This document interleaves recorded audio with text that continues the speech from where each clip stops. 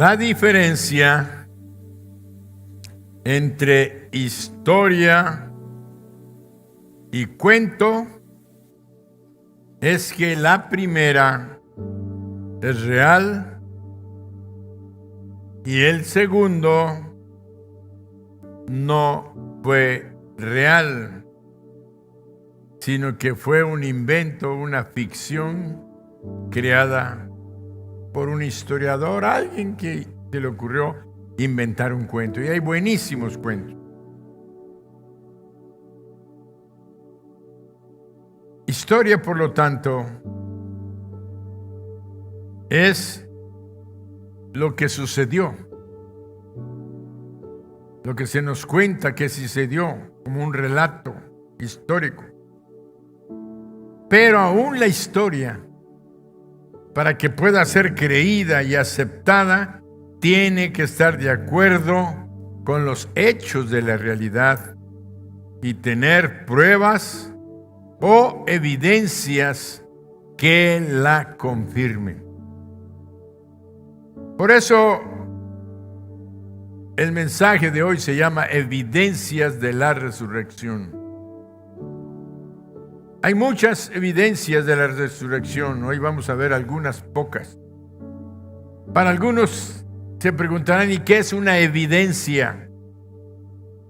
Es cualquier hecho, objeto o testimonio que sirve para probar, demostrar o sustentar la veracidad de cualquier afirmación, de una afirmación, suceso, acontecimiento o evento.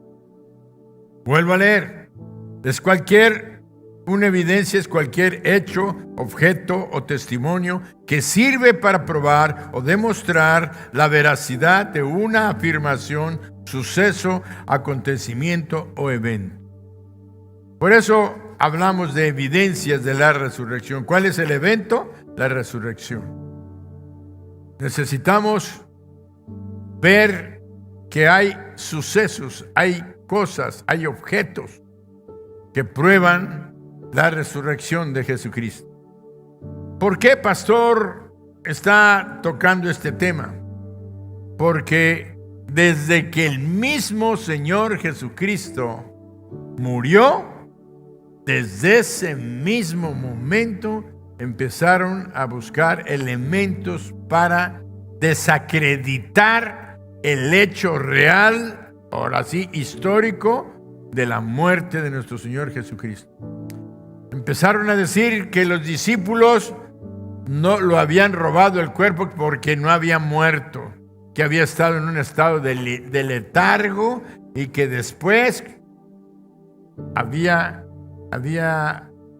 había recuperado, pero para mantener la religión por ahí se escondió y se hizo el perdido Jesús. No, y hay tantos argumentos, de veras. Hay un libro muy bueno que se llama Cierto o Falso, Evidencias de la Resurrección, así de grueso. Buenísimo.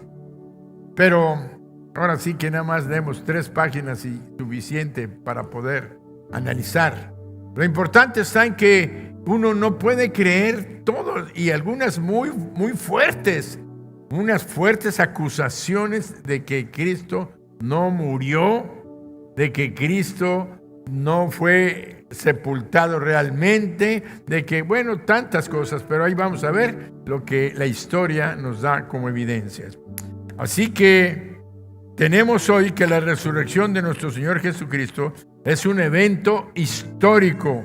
Por lo tanto, es un hecho real que la misma historia lo confirma con testigos presenciales, con documentos escritos, con circunstancias de relatos de testigos presenciales que lo vieron resucitado, y no nada más los 12 discípulos, sino más de 500 personas lo vieron resucitado, y durante los 40 días que él anduvo mostrándose resucitado, hubo muchas personas que lo vieron, como escribió el apóstol y dijo de los cuales muchos testigos aún viven cuando él estaba escribiendo una de sus cartas.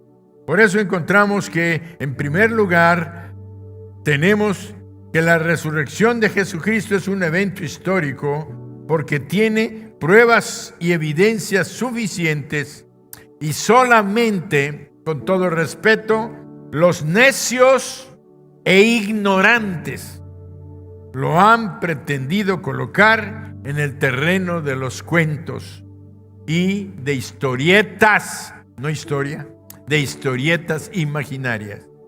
Por eso, vuelvo a repetir, solamente los ignorantes y los necios pretenden afirmar esto. Y créanme que hay muchos todavía el día de hoy, 2026, que siguen negando la resurrección de Jesucristo. Así es que, como pueblo cristiano, necesitamos conocer, afirmar, fundamentar nuestra fe en los hechos, pocos hechos que vamos a ver, pero creo que son contundentes y poderosos para poder afirmarnos y poder no discutir, pero sí cuando te digan que Cristo no resucitó, puedas tener cuando menos algunos 2, 3, 4, 5 argumentos que puedes decir, mira, estás terriblemente equivocado. Y lo más triste es que los necios persisten en el error aun cuando conocen la verdad. O sea, conocen la verdad, pero son necios y entonces persisten en el error. Así es que la certeza de la muerte de Jesús, encontramos testigos presenciales en Marcos 15, 42 al 46. Cuando llegó la noche, porque era la preparación, es decir, la víspera del día de reposo. Esta lectura está sucediendo, este evento se está realizando el viernes después de que Cristo había muerto. Cristo murió a las 3 de la tarde y de las 3 a las 5:30, 6, cuando terminaba el día y comenzaba para el pueblo judío el Sabbat.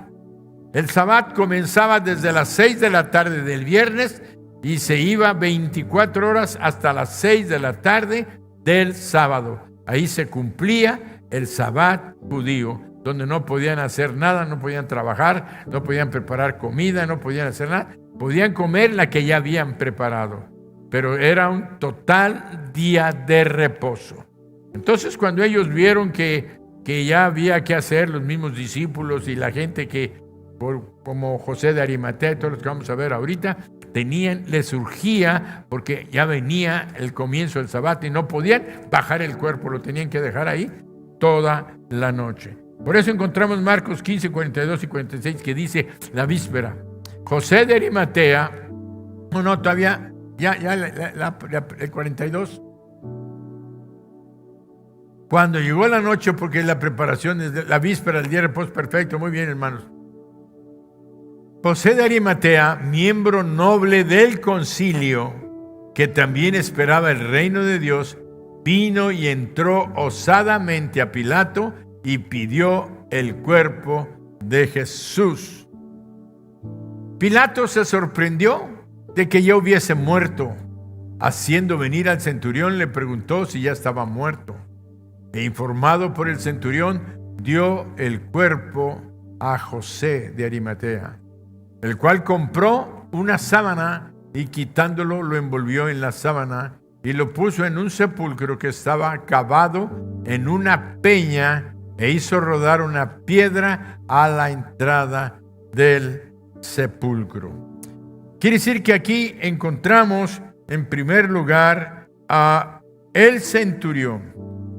El centurión, que si vamos a Marcos 15:39, encontramos la siguiente.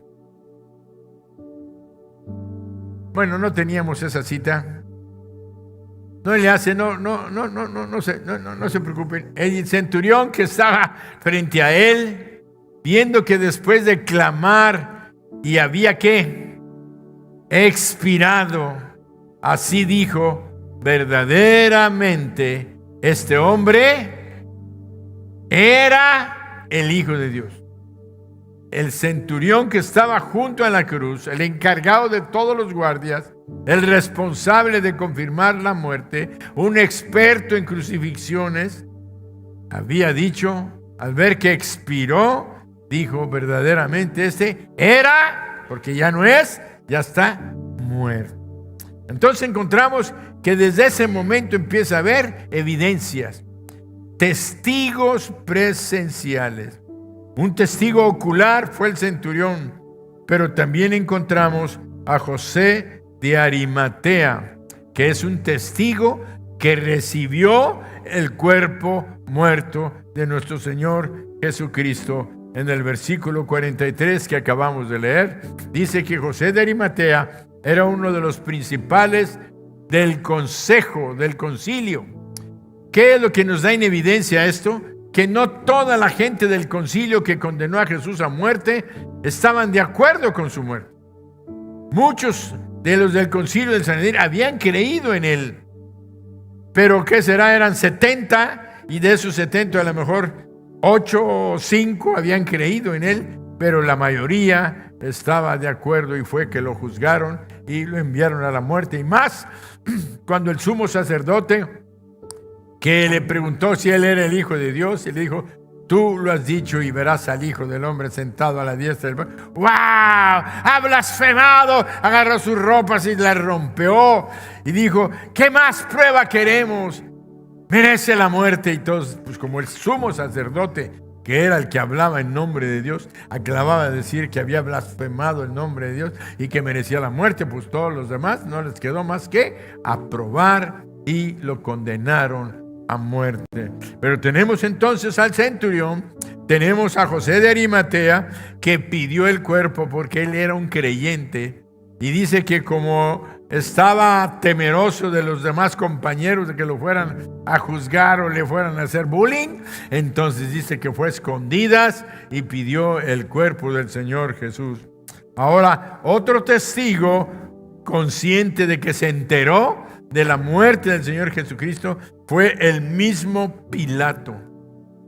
Porque cuando José de Arimatea fue a pedirle el cuerpo, dice que se sorprendió de que ya hubiera muerto. ¿Por qué que ya hubiera muerto? Porque los presos normalmente tardaban un día hasta 2 y 3 días en morir. Cuando les surgía que murieran, les quebraban las piernas, los huesos de las piernas, agarraban unos metales y les quebraban las piernas de tal manera que se les desprendían, entonces nada más quedaban colgados de los clavos y algunos el hecho ya no se podían sostener y al no poder sostener ya no podían levantarse para respirar, porque cuando estás así no puedes estar respirando mucho tiempo y sigues y todo, pero cuando te cuelgas menos. Entonces tenían que respirarse para levantar, jalar aire. Como no podían ya levantarse y el dolor era intenso, entonces se dejaban colgar y empezaban hasta que se ahogaban. Era una muerte lenta, atroz, dolorosa cuando les rompían las piernas. Pero había una profecía que decía que el cuerpo, los huesos del Mesías, ninguno sería roto. Fíjense, el cumplimiento de profecías acerca del Mesías, acerca de Jesucristo, que ninguno de sus huesos sería roto. Entonces cuando se acercaron los guardias y le rompieron las piernas al primero, y entonces iban a romperle las piernas a Jesús, cuando el centurión dijo, ya no se las rompas, ya está muerto. Y entonces uno de los guardias, para asegurarse, dice que agarró una lanza y le perforó el costado hacia donde estaba el corazón, y dice que cuando perforó salió agua con coágulos de sangre con sangre.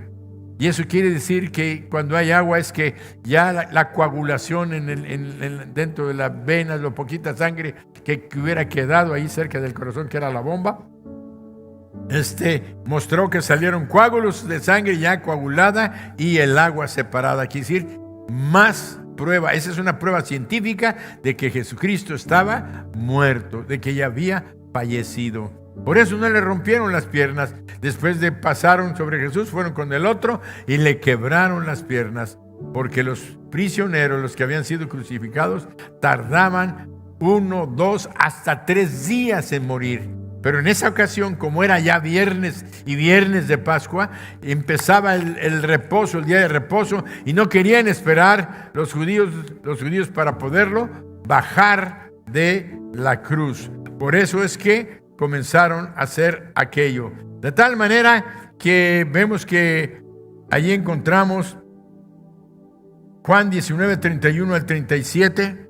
Dice: entonces los judíos, por cuanto era la preparación de la Pascua, a fin de que los cuerpos no quedasen en la cruz en el día de reposo, pues aquel día de reposo era un gran día solemne, era el de la Pascua judía, porque hay muchos días de reposo durante el año, pero aquel año era un día especial, era la celebración de la salida de Egipto, de la liberación de Egipto, donde celebraban la Pascua judía. De tal manera que dice, y seguimos leyendo, dice: entonces los judíos, por cuanto, dice, de reposo era de gran solemnidad, rogaron a Pilato que se les quebrasen las piernas y fuesen quitados de ahí. ¿Quién era el que iba a autorizar que les quebraran las piernas? Pilato. ¿Y qué hizo Pilato? Pues lo autorizó. Entonces, por eso es lo que vimos con José de Arimatea cuando llegaron con Jesús y le dijeron que le diera el cuerpo. Dijo: ¿tan pronto ya murió? Tan pronto. El mismo Pilato fue un testigo de que Cristo había muerto rápidamente. Y por eso, cuando le pidieron el cuerpo, cuando José de Arimatea le pidió el cuerpo, Pilato, dice en la Biblia, que hizo venir al centurión, que era un hombre que tenía una plena experiencia y que tenía la seguridad de confiar en la palabra del centurión. Entonces el centurión le confirmó la muerte de Jesucristo.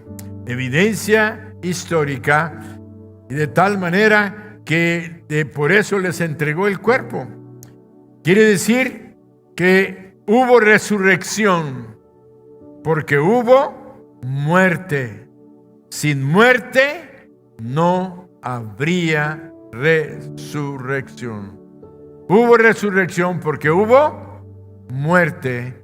Sin muerte no habría resurrección.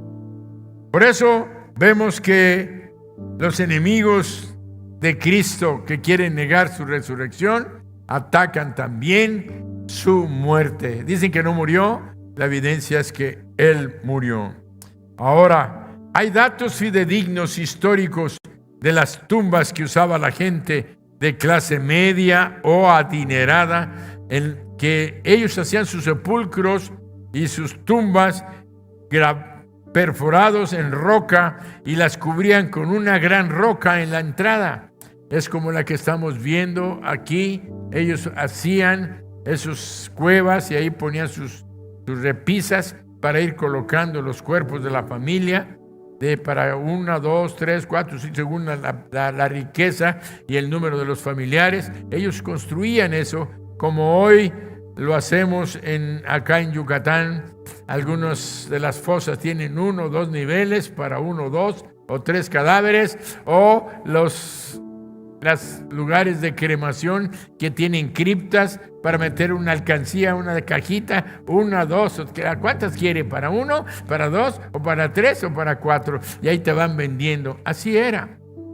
Entonces encontramos que este hombre, José de Arimatea, que era uno de los principales gobernantes de Jerusalén, tenía su tumba nueva. Nunca la habían estrenado. Estaba preparado ya, preparándose a lo mejor para él o para, no sé, alguien pensaba que ya sentía que pues ya tenía su tumba preparada.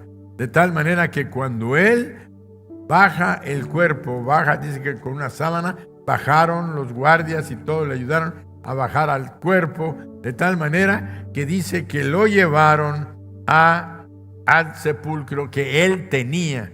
Por eso dicen que el Señor Jesucristo, aún en su muerte, tuvo una tumba prestada. Y con los ricos fue en su muerte, porque tuvo una tumba de rico.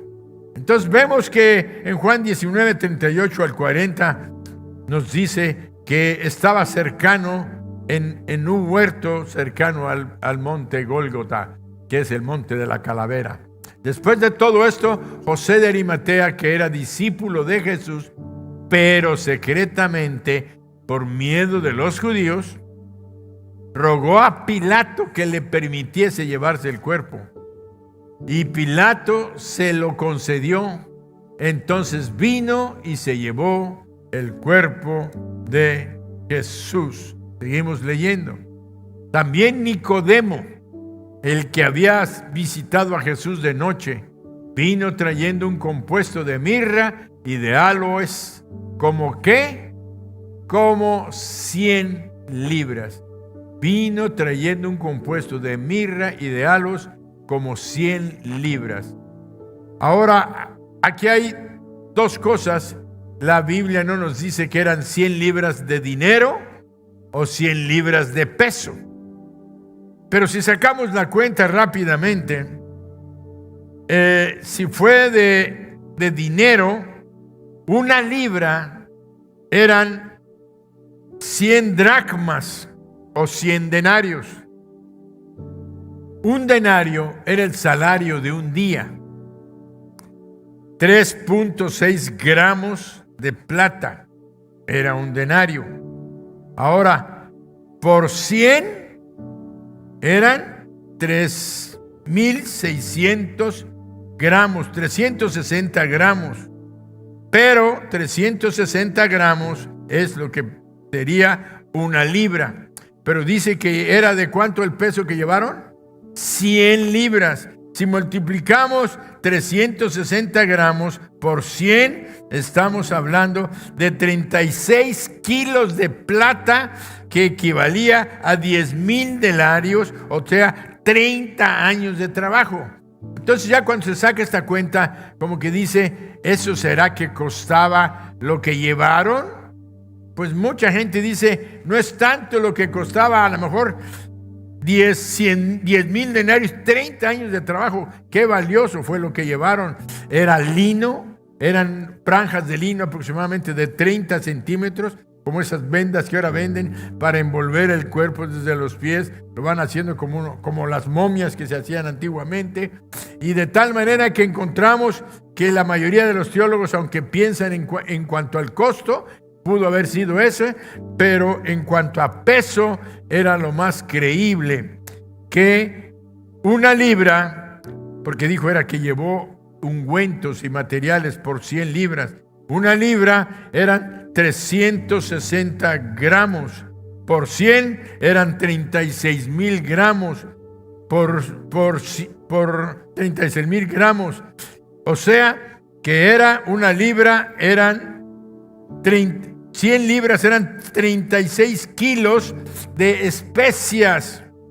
O sea, de olores, de mirra y un incienso y cosas que llevaban para poner en las sustancias, con tiras de aproximadamente 30 centímetros de ancho. Quiere decir que lo envolvieron en una masa muy grande y muy fuerte, untado para dejarlo un gran sacrificio y una gran honra que le estaban haciendo a nuestro Señor Jesucristo.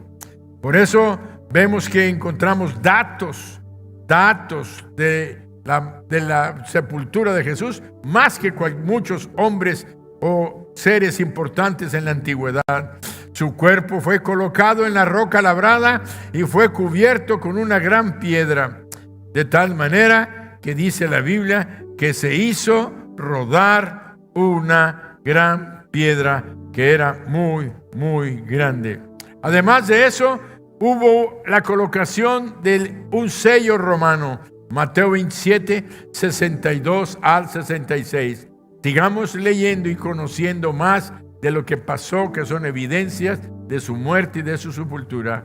Al día siguiente, que es después de la preparación, se reunieron los principales sacerdotes y los fariseos ante Pilato, diciendo: Señor, nos acordamos que aquel engañador dijo, viviendo aún, después de 3 días resucitaré. Manda pues que se asegure el sepulcro hasta el tercer día, no sea que vengan sus discípulos de noche y lo hurten y digan al pueblo: resucitó de entre los muertos, y será el postrer error peor que el primero. Pues sí, entendían. De hecho, así fue, porque resucitó y después no pudieron parar la obra y el plan de Dios para todo el mundo, no nada más para la nación judía. Entonces, seguimos leyendo 66, ya lo terminamos. Entonces ellos fueron y aseguraron el sepulcro, sellando la piedra y poniendo la guardia. Antiguamente se usaban unos como plásticos que se derretían, unas ceras que se derretían al calor de la vela, se ponían sobre las cartas y los emperadores o los reyes ponían su sello y con eso sellaban las cartas. Y era una cosa inviolable, penado con pena de muerte si se rompían esos sellos. Pues bien, también en este caso, cuando sellaron la tumba, los judíos le pidieron que les diera guardias, porque supuestamente iban a venir los discípulos y se lo iban a robar para decir que había resucitado. Entonces mandó guardias y dice que pusieron guardias cada 4 horas, de tal manera que eran 6 guardias. Entonces 4 por 6, 24, 6 guardias mínimo, eran 24 soldados, que no estaban los 24 parados, pero sí eran de 6, los demás dormían, descansaban, comían, para que se pusieran a cuidar la entrada de la tumba, de tal manera que era una completa seguridad, porque estaban totalmente armados y preparados para enfrentar a un supuesto robo del cadáver. Así que vemos que pusieron unas cuerdas, dice la palabra, que pusieron cuerdas y pusieron un lodo como una especie de barro que lo sellaron con un sello imperial, de tal manera que cualquiera que moviera aquellas cuerdas, a las primeras horas pues estaba fresco, pero después de unas horas empezó a endurecerse, y al otro día, después de la Pascua, ya estaba duro. Entonces era cuando los judíos ya se podían mover, es cuando podían robarse el cadáver del Señor, porque no iban a trabajar durante el reposo. Y entonces se esperaron un día para pedir la guardia, se esperaron un día para poder sellar la tumba, de tal manera que la sellaron, y cualquiera que jalara una de esas cuerdas rompería el sello imperial. Y los guardias romanos estaban juramentados para defender ese sello aún con su vida. Si se encontraba que habían roto ese sello, ellos tenían que pagar con su vida. Y no era que nada más uno. A todo el que estuviera en la guardia serían juzgados a ese turno de 6, a la muerte. De tal manera que encontramos el sello romano. El sello romano. Ahora vamos a ver la confirmación de la resurrección por parte de la guardia romana. Mateo 28, del 11 al 15. Mientras ellas iban, he aquí, unos de la guardia fueron a la ciudad y dieron aviso a los principales sacerdotes de todas las cosas que habían acontecido. Y reunidos con los ancianos y habido consejo, dieron mucho dinero a los soldados. ¿Les dieron mucho qué? Mucho dinero a los soldados, diciendo: decid vosotros, sus discípulos vinieron de noche y lo hurtaron, estando nosotros dormidos. Y si esto lo oyere el gobernador, nosotros le persuadiremos y os pondremos a salvo. O sea, hubo una complicidad, una mentira rotunda y completa, porque los guardias no estaban dormidos, sino que vamos a Mateo ¿qué versículo estamos ahorita del 28 del 11 al 15? Dice, y tomando el dinero, hicieron como se les había instruido. Y este dicho se ha divulgado entre los judíos hasta el día de hoy. En Mateo 28, del 1 al 7, vamos a ver lo que pasó después de esto. Pasado el día de reposo, al amanecer del primer día de la semana, vinieron María Magdalena y la otra María a ver el sepulcro. A ver el sepulcro. Mateo 28, del 1 al 7. Y hubo un gran terremoto, porque un ángel del Señor, descendiendo del cielo y llegando, removió la piedra y se sentó sobre ella. Su aspecto era como un relámpago y su vestido blanco como la nieve. Y de miedo, los guardas temblaron y se quedaron como muertos. Mas el ángel respondiendo dijo a las mujeres: no temáis vosotras, porque yo sé que buscáis a Jesús, el que fue crucificado. No está aquí, pues ha resucitado como dijo. Venid y ved al lugar donde fue puesto el Señor. E id pronto y decid a sus discípulos que ha resucitado. Que ha resucitado de los muertos, y he aquí va delante de vosotros a Galilea, ahí le veréis, he aquí os lo he dicho. Quiere decir que aquí encontramos otra evidencia. Primero, por la guardia romana. La guardia romana fueron a decir que había resucitado y que un ángel había llegado, porque ellos se quedaron tan asustados que se quedaron como muertos. Imagínense, vieron al ángel, vieron el relámpago, vieron que la piedra se empezaba a mover, y seguramente vieron a Jesús salir. Porque Jesús no salió como un espíritu. Jesús salió con su cuerpo. Entonces ellos se quedaron, como decimos, petrificados de miedo, como muertos de miedo. ¿Un muerto habla? Se quedaron así, se quedaron tiesos, se quedaron paralizados. Y todo el evento sucediendo.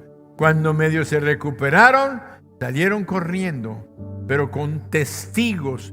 Son la misma guardia y testigos, los mismos sacerdotes de conocer y de saber, porque corrompieron la verdad a través de una mentira. Y ahora vemos que la confirmación de su resurrección a través del propio Señor Jesucristo. Estamos viendo evidencias, y las evidencias son confirmaciones históricas reales de lo que Él pasó. Confirmación de su resurrección del propio Señor Jesús. Vamos a leer Mateo 28, del 8 al 10. ¿Qué nos dice la palabra? Entonces ellas, saliendo del sepulcro, con temor y gran gozo, fueron corriendo a dar las nuevas a sus discípulos. Y mientras iban a dar las nuevas a los discípulos, he aquí, Jesús les salió al encuentro, diciendo: ¡salve! Y ellas, acercándose, abrazaron sus pies y le adoraron. Entonces Jesús les dijo: no temáis. ¿Por qué? Porque estaban viendo a un muerto que ahora estaba vivo. Entonces no es tan fácil decir: ¡ay, qué gozo! Ya resucitaste. No saben con quién o cómo están tratando. ¿Qué tal si nos acercamos y nos morimos? ¿Qué tal? Que no sé. Tenían un temor. Entonces Jesucristo, conociendo el temor en su corazón, les dijo: no temáis. Volvemos a leer. Entonces les dijo: no temáis, id, dad las nuevas a mis hermanos. para que vayan a Galilea y ahí me verán. ¿Seguimos? Mientras ellas iban, he aquí unos de las guardias fueron a la ciudad y dieron aviso a los principales sacerdotes de todas las cosas que habían acontecido. Quiero decir, yo por lo que veo de esta lectura, quiere decir que ellas entraron y los guardias estaban ahí. Las vieron entrar, las vieron salir, pero no podían del miedo, porque ahí estaba el ángel hablando. Entonces tenemos que imaginar esas cosas que a veces no la pasamos leyendo en la Biblia como cualquier cosa. No, mi hermano, deja que el Espíritu Santo te hable, deja que Dios te hable, te manifieste la gloria de lo que Él es y que nos está revelando a nosotros, que somos sus hijos, que somos su pueblo, y que aquí vemos que el mismo Señor Jesucristo utiliza una palabra que a mí me llena de gozo. Dice, ve y dile a mis hermanos. El Señor Jesucristo nos trata a todos los creyentes como sus hermanos. ¿Por qué? Porque hemos sido declarados y hemos sido hechos hijos de Dios. Él es hijo de Dios. Nosotros somos hijos de Dios y somos hermanos. Así Él nos nombró, nos hizo hermanos. Por eso el apóstol Pablo escribió que somos coherederos juntamente con Cristo de todas las riquezas que tienen gloria. Todo lo que el Padre le va a dar a Él, Cristo lo va a compartir con nosotros. De hecho, lo está compartiendo. ¡Wow! No saben la que nos espera. Si aquí tenemos bendiciones, allá tenemos muchas más. Continuamos entonces, vemos la confirmación de resurrección del Señor Jesús. Él dijo, vayan y díganle a mis hermanos. Ahora vemos la confirmación de la resurrección por Pedro y Juan y María Magdalena. Juan 20 del 1 al 9. Juan 20 del 1 al 9. El primer día de la semana, ¿qué día es? Domingo. María Magdalena fue de mañana, siendo aún oscuro, al sepulcro y vio quitada la piedra del sepulcro. Entonces corrió y fue a Simón Pedro y al otro discípulo, aquel al que amaba a Jesús, y le dijo, ¿quién era el que amaba a Jesús? Juan. Muy bien. Estoy poniendo palomita, hermanos. Y les dijo, se han llevado del sepulcro al Señor y no sabemos dónde le han puesto. Ella no pensaba que había resucitado. Ella pensaba que la tumba estaba vacía, que se lo habían robado y que dónde estaba el cuerpo del Señor. Por eso es la confirmación de la resurrección por Pedro y Juan y María Magdalena. Y salieron Pedro y el otro discípulo y fueron al sepulcro. Continuamos. Corrían los dos juntos, pero el otro discípulo corrió más aprisa que Pedro y llegó primero al sepulcro y bajándose a mirar, vio los lienzos puestos ahí, pero no entró. Luego llegó Simón Pedro tras él y entró en el sepulcro y vio los lienzos puestos ahí y el sudario que había estado sobre la cabeza de Jesús, no puesto con los lienzos, sino enrollado en un lugar aparte.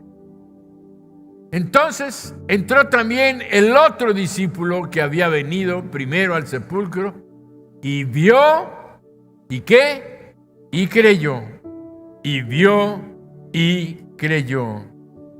Estamos entonces a un nivel muy importante en cuanto a lo que es el punto de salvación de nuestras almas.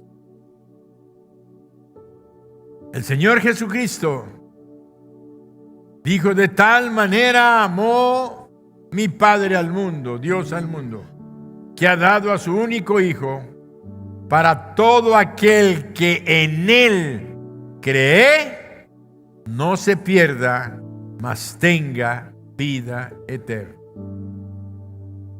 Y esto es importante porque en la Sagrada Escritura el Espíritu Santo se encargó de que pusieran de que Juan vio y creyó.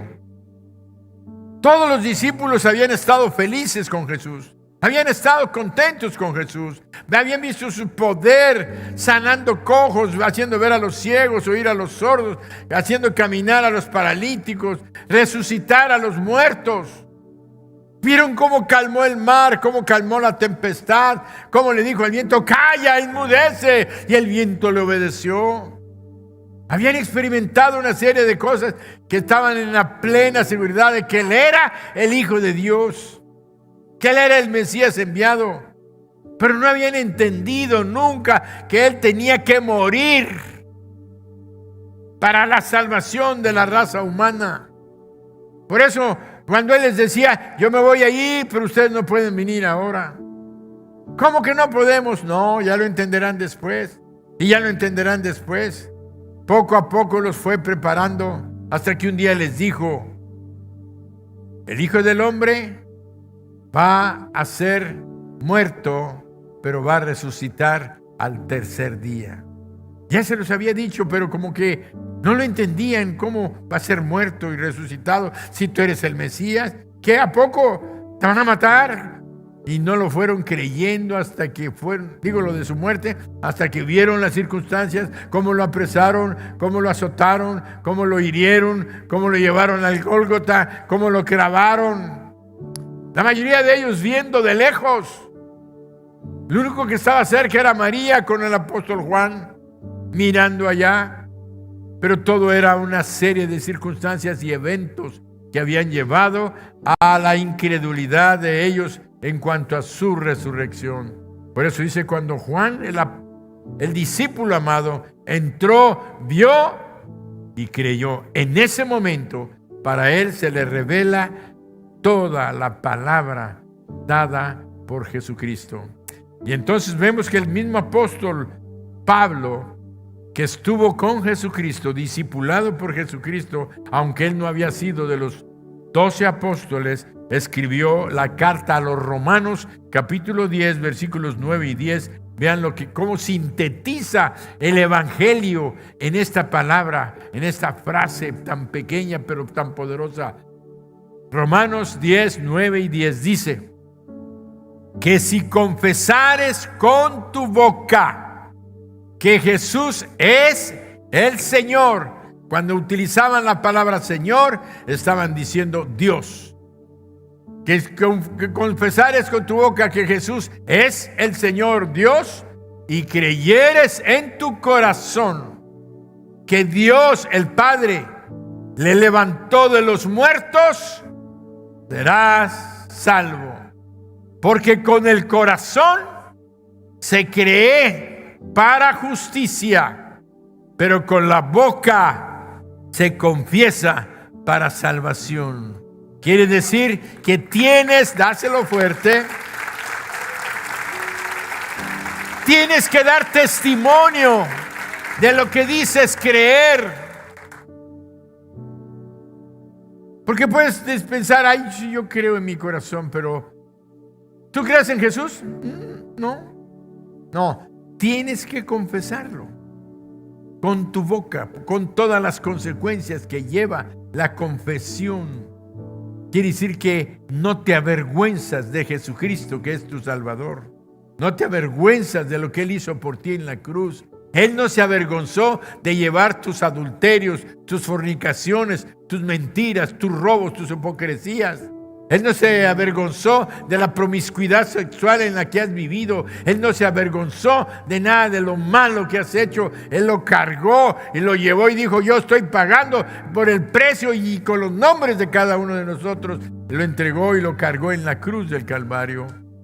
Por eso dijo el Señor también, y cualquiera que me confesare, son palabras de Jesús, delante de los hombres, le confesaré yo, dijo Jesús, delante de mi Padre que está en el cielo. Y cualquiera que me negare delante de los hombres, le negaré yo también delante de mi Padre que está en el cielo. ¿Te avergonzaste de mí?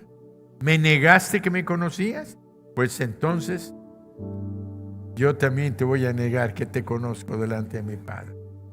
Por eso el apóstol Pablo escribió que si confesares con tu boca que Jesucristo es el Señor y que Dios le levantó de los muertos, serás salvo, porque con el corazón se cree para justicia y con la boca se confiesa. ¿Para qué? Vean que todo está unido a dos eventos: la muerte, la resurrección. No puedes separarlos. Es como la uña y la carne.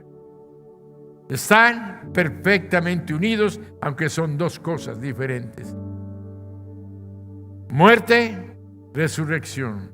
La muerte nos da el perdón de pecados y la resurrección nos da la vida que aquello venga a ser. Por eso es tan importante, porque la Biblia puso: y el discípulo amado vio y creyó. Vio y creyó. Tú no nada más estás oyendo, estás viendo, porque el Espíritu Santo abre nuestro entendimiento, abre nuestros ojos espirituales, porque nosotros tenemos una vista, veo lo físico, pero también vemos con los ojos del Espíritu cuando alguien o algo nos está hablando de la verdad. Sé que es verdad. Continuamos entonces con otro testimonio de confirmación de la resurrección. La resurrección es fundamento para la salvación, la cita de Romanos 10, 9 y 10. Ahora vamos a el discípulo amado. Juan, Dios le concedió vivir hasta muy anciano y sufrió por el Evangelio. Él fue un predicador del Evangelio, de tal manera que aún el pueblo judío lo siguió persiguiendo, mas también lo persiguió las autoridades romanas. Y lo tenían cautivo en una isla de Patmos. Es una isla desértica, que es pura piedra, que está casi frente en Éfeso. Y ahí estaba prisionero Juan, cuando el Señor, el Espíritu Santo, le revela y lo lleva al cielo. Ahora sí, como Pablo dice: no sé si en el espíritu o en el cuerpo, pero yo vi esto. Y ahora vamos a leer Apocalipsis. Vamos a ver el testimonio de la revelación de Jesucristo a Juan. Apocalipsis 1, del 9 al 19. Yo, Juan, vean qué precioso habla. ¿Vuestro qué? ¿Y él es hermano de quién? Entonces nosotros somos hermanos de Cristo, igual que Juan. ¿Ven cómo se va armando el consuelo, la fortaleza, la seguridad de quiénes somos, a dónde vamos, cuál es la promesa para nosotros? Yo, Juan, vuestro hermano y copartícipe vuestro en la tribulación, en el reino y en la paciencia de Jesucristo, estaba en la isla llamada Patmos por causa de la palabra de Dios y el testimonio de Jesucristo. Por causa de ser cristiano fue perseguido. Yo estaba en el Espíritu en el día del Señor. ¿Qué día? Domingo. Les felicito porque están aquí hoy, que es domingo. ¿No saben si ahorita viene el Señor? El Señor puede venir hoy y en este momento. Y qué bueno que nos encontró aquí. A otros los va a encontrar borrachos por allá, no sé qué estarán haciendo. Pero es importante que a nosotros nos encuentren en su casa. Seguimos leyendo. Dice: yo estaba en el Espíritu en el día del Señor y oí detrás de mí una gran voz como de trompeta que decía: yo soy el Alfa y la Omega, el primero y el último. Escribe en un libro lo que ves y envíalo a las 7 iglesias que están en Asia: a Éfeso, Esmirna, Pérgamo, Tiatira, Sardis, Filadelfia y la Odisea. Y me volví para ver la voz del que hablaba conmigo, y vuelto vi 7 candeleros de oro.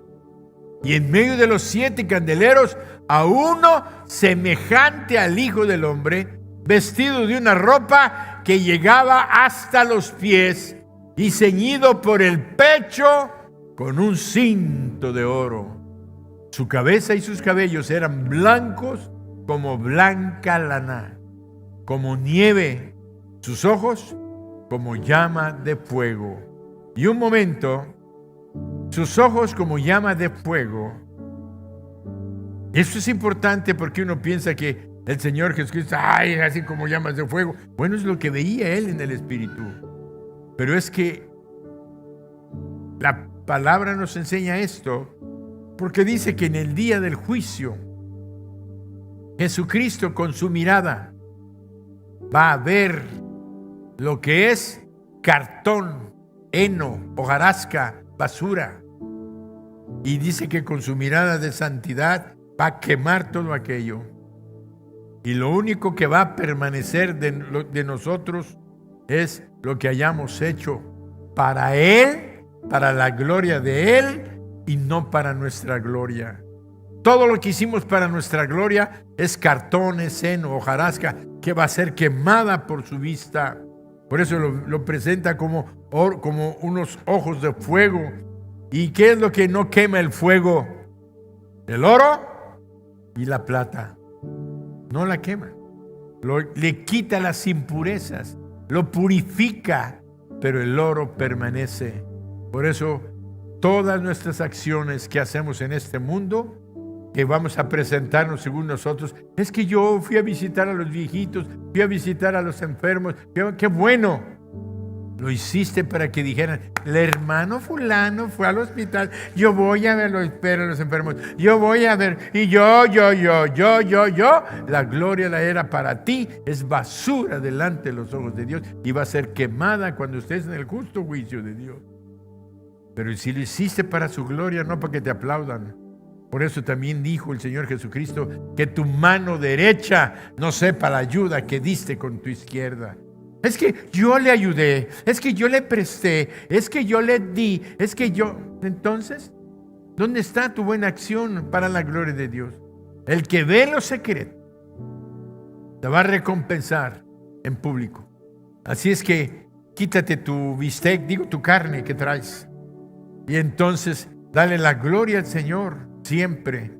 Y seguimos leyendo, nada más era como una enseñanza intermedia. Ahora vamos a ver la palabra. Y sus pies semejante al bronce bruñido y refulgente como en un horno, y su voz como estruendo de muchas aguas. Y tenía en su diestra 7 estrellas, siete estrellas, y de su boca salía una espada aguda de 2 filos. ¿Cuál era la espada aguda de 2 filos? Era la espada que usaban los romanos. La espada romana era una espada poderosa en la guerra, porque era diferente a todas las demás espadas que existían antes.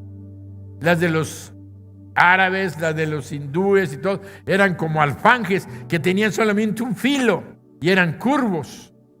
No, la espada romana era una espada corta, como de unos 80, 60 centímetros, que tenía una punta así aguda, con filo y filo en los 2 costados. De tal manera que cuando un soldado romano tiraba hacia acá, cortaba. Cuando picaba, cortaba. Y cuando hacía así, cortaba acá y cortaba acá. Por eso 2 soldados se ponían de espalda. Y cada uno defendiendo, y era un círculo de protección. Y ese es el ejemplo que el Espíritu Santo utiliza, porque la gente de ese tiempo conocía una espada de 2 filos. Y dice que es una espada de 2 filos que penetra, dice la Biblia, hasta lo más profundo del corazón. Discierne los pensamientos, las intenciones del corazón. Penetra hasta lo más profundo, cortando la carne, los huesos, las coyunturas, de tal manera que no nos podemos esconder. Por eso, cuando Juan vio al que era semejante al Hijo del Hombre, vio que sus ojos eran como de fuego y su palabra, su boca salía la palabra de él. Ahora, ¿quién es la palabra encarnada de Dios? Él es mismo Señor Jesús. Ahí se ve claramente representado que Jesucristo estaba vivo y está vivo en el cielo. Seguimos leyendo, todavía no terminamos. Viene, tenía en su diestra 7 estrellas, de su boca salía una espada aguda de 2 filos y su rostro era como el sol cuando resplandece en su fuerza. Juan lo vio como el sol para darnos una comparación. Pero cuando se le apareció a Pablo, ¿qué dice la Biblia? Que era una luz más fuerte que la del sol.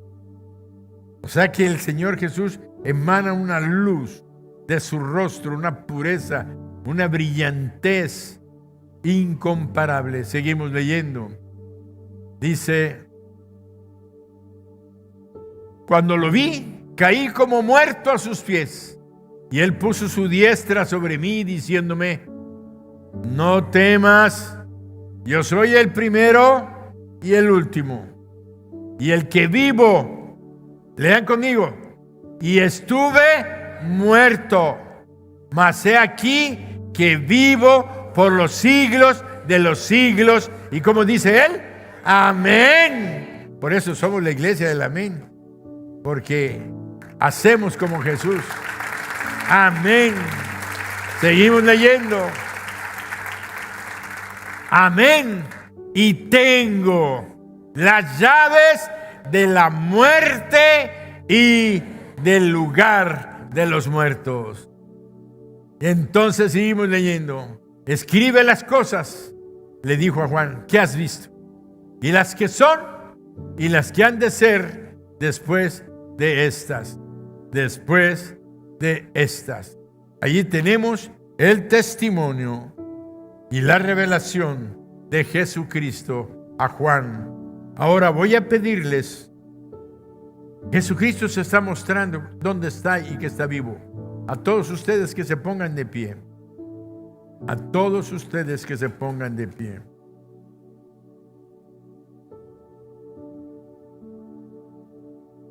Vamos a leer Apocalipsis 5, del 1 al 14.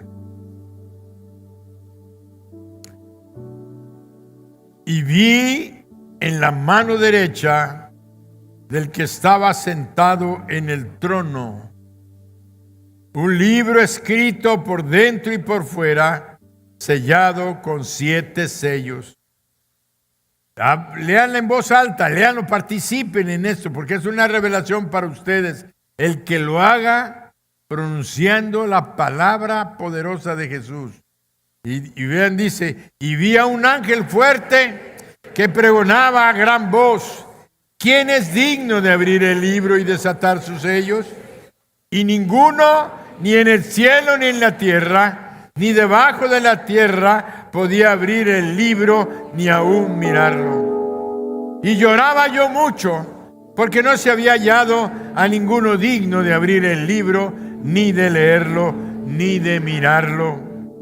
Y uno de los ancianos me dijo, no llores, he aquí que el león de la tribu de Judá, la raíz de David, ha vencido para abrir el libro y desatar sus sellos.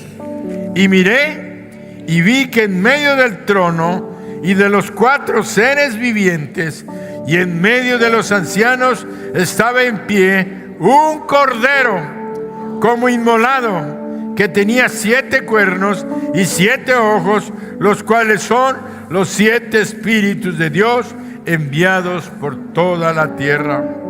Y vino y tomó el libro de la mano derecha del que estaba sentado en el trono. Y cuando hubo tomado el libro, los 4 seres vivientes y los 24 ancianos se postraron delante del Cordero.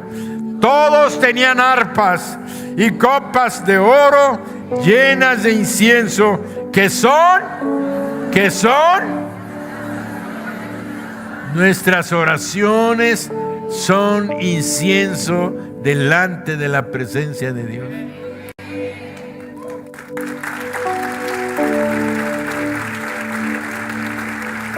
Y cantaban un cántico nuevo, un nuevo cántico, diciendo: digno eres de tomar el libro y de abrir sus sellos, porque tú fuiste inmolado y con tu sangre nos has redimido para Dios de todo linaje, lengua, pueblo y nación. Y nos has hecho para nuestro Dios reyes y sacerdotes, y reinaremos sobre la tierra. Y miré y oí la voz de muchos ángeles alrededor del trono y de los seres vivientes y de los ancianos. Y su número, ¿cuántos ángeles? Millones de millones, que decían a gran voz: el Cordero que fue inmolado es digno de tomar el poder y las riquezas, la sabiduría, la fortaleza, la honra, la gloria y la alabanza.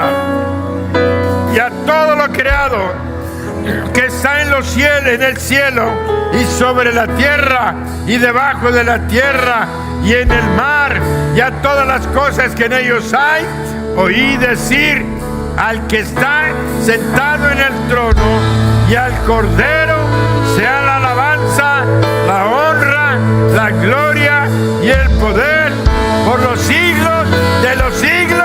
Amén.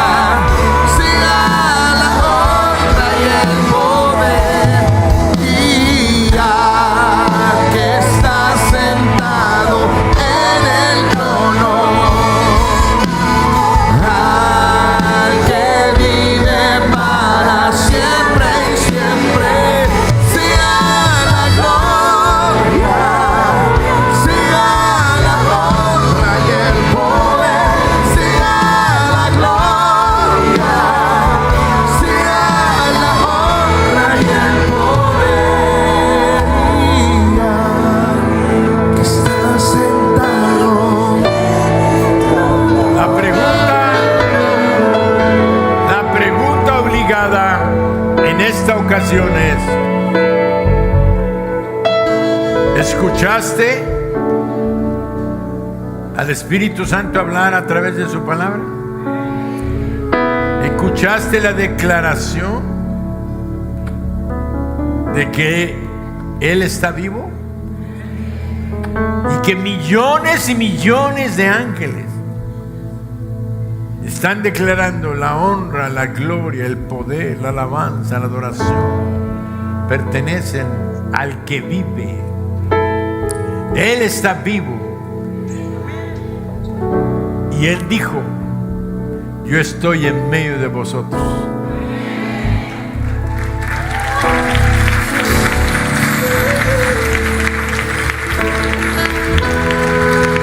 Él está aquí.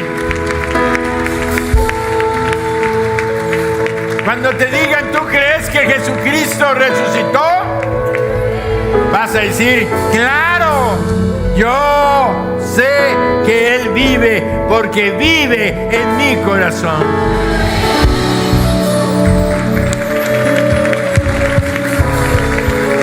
Por eso no podemos salir de aquí. Jesucristo vino con un solo motivo. Bueno, podemos ver dos: salvar a la humanidad para la gloria del Padre, porque Él vino a honrar a su Padre en obediencia, y por amor a nosotros se entregó. Él vive y está vivo, y Él vino con el propósito de salvar a la gente. Por eso a todos los hijos de Él nos dijo: vayan y prediquen esta buena noticia a toda la gente. ¿Cuál es la buena noticia? Jesucristo vino al mundo a salvar a los pecadores.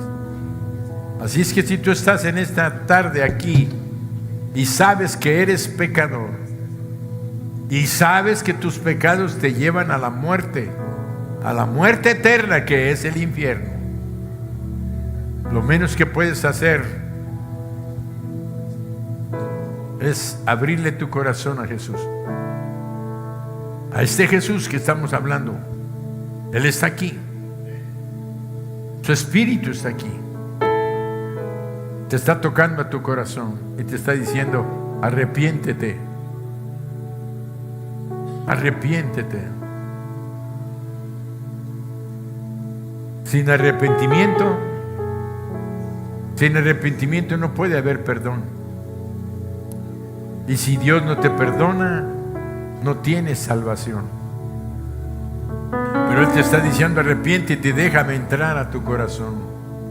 Yo quiero perdonarte y limpiarte, pero necesitas abrirme tu corazón y dejarme entrar.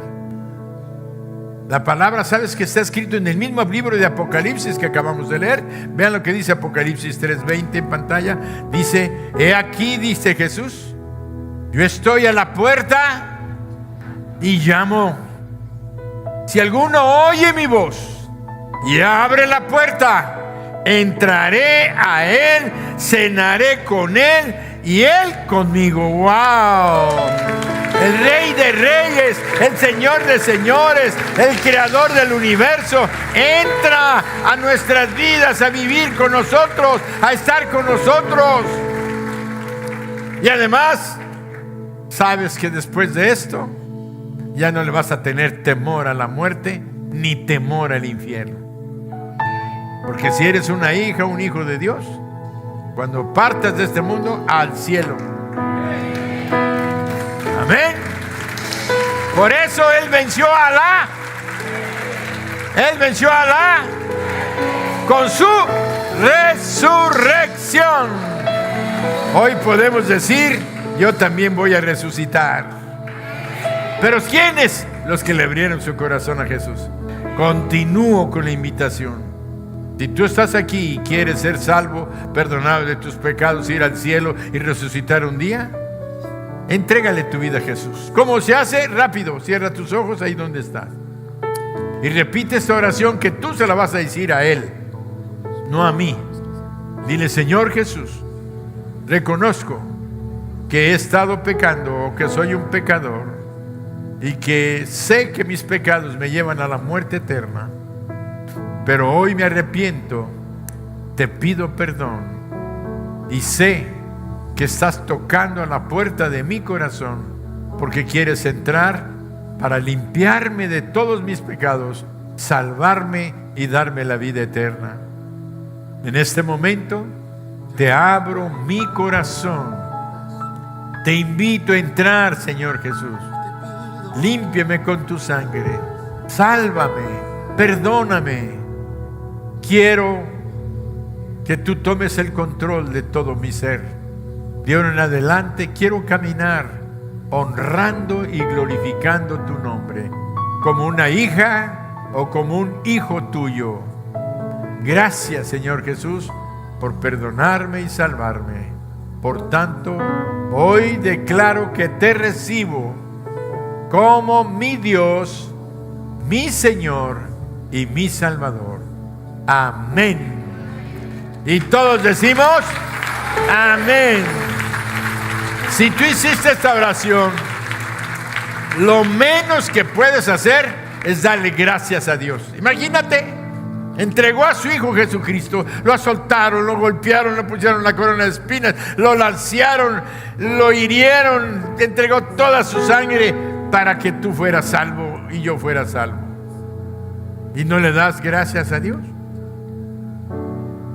Por eso Dios a mí me ha encargado que todos los que recibieron a Jesucristo, yo ore por ustedes y los bendiga a ustedes y a su familia.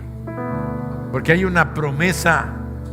La promesa dice: cree en el Señor Jesucristo y serás salvo tú y tu casa. ¡Wow! ¡Qué promesa! ¡Qué promesa! Así es que los que hicieron esta oración, señálenmelo levantando su mano para que yo pueda orar por ustedes.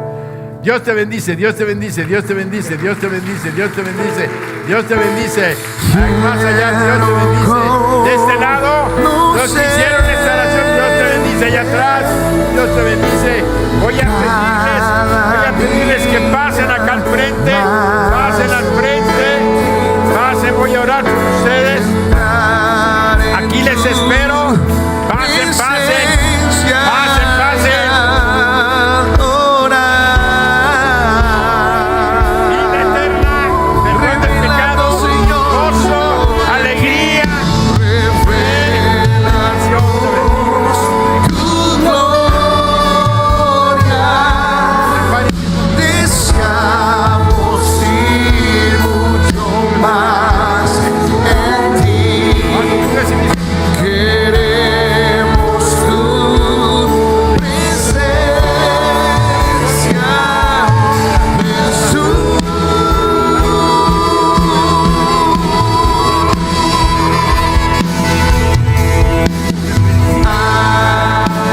Estás sentado en el trono, al que vive para siempre y siempre. Sea la gloria, sea la honra y el poder, sea la gloria, sea la honra y el poder.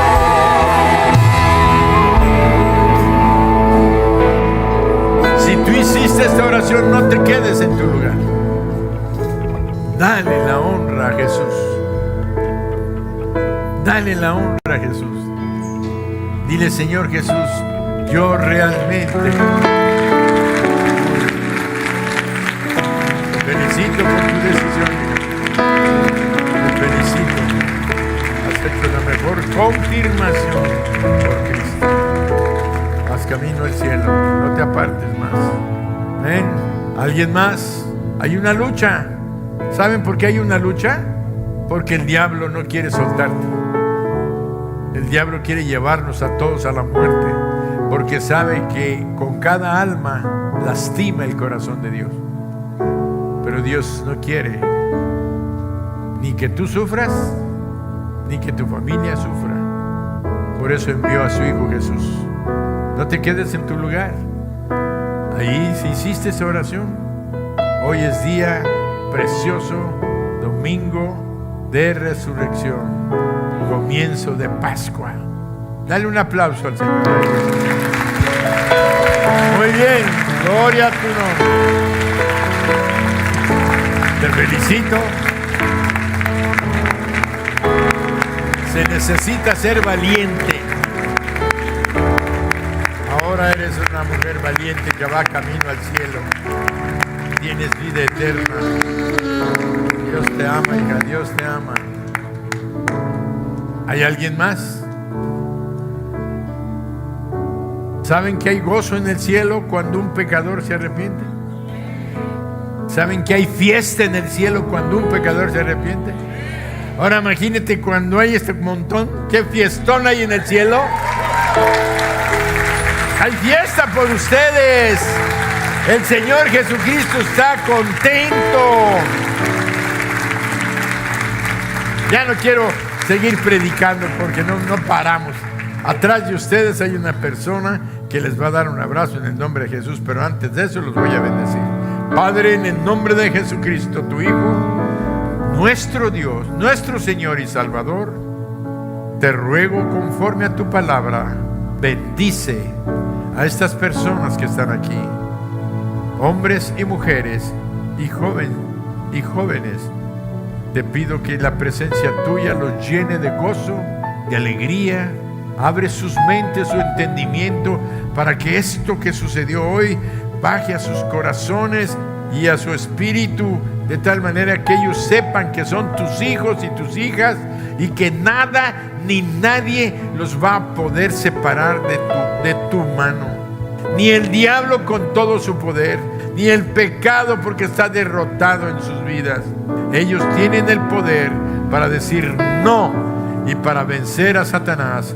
En el nombre tuyo, Señor, bendigo sus hogares, bendigo sus familias, bendigo sus trabajos, bendigo sus finanzas. Prospéralos, Padre, en el nombre de Jesús. Amén. Atrás de ustedes hay una persona que les va a dar un abrazo en el nombre de Jesús.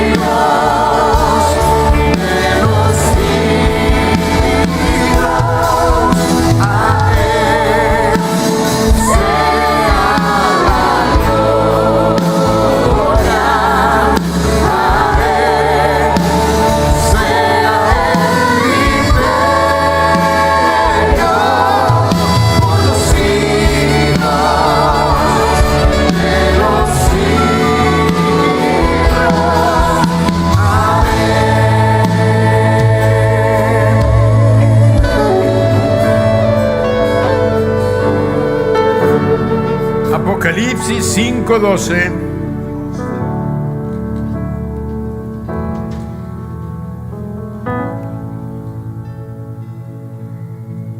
Y miré y oí la voz de muchos ángeles alrededor del trono y de los seres vivientes y de los ancianos. Su número era millones de millones, que decían a gran voz. ¿Está en pantalla? Pónganmelo en pantalla, por favor. Porque todos vamos a salir de aquí uniéndonos a la voz de los ángeles. Y con eso sellamos este glorioso domingo de resurrección, de ver a nuestro Salvador triunfante, victorioso, poderoso, glorioso, con todo el poder para cumplirnos todas sus promesas. Amén. Que decían a gran voz, y miré y oí la voz de muchos ángeles alrededor del trono y de los seres vivientes y de los ancianos. Su número era millones de millones, que decían, vamos a unirnos, el Cordero que fue inmolado es digno de tomar el poder, las riquezas, la sabiduría, la fortaleza, la honra, la gloria y la alabanza. Ahora vámonos al versículo 13, segunda parte. Al que está sentado en el trono, a Dios Padre, y al Cordero, sea la alabanza, la honra, la gloria, el poder, por los siglos de los siglos. Amén.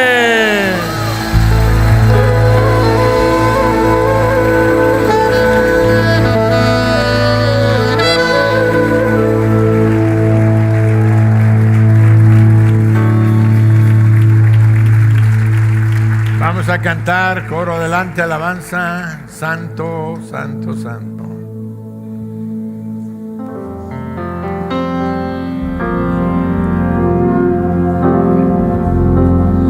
Santo es el que vive, santo es el que vive. Vamos a cantar con el grupo de alabanza a nuestro Dios, testimonio a la gente, a las naciones, de quién es nuestro Señor y Salvador.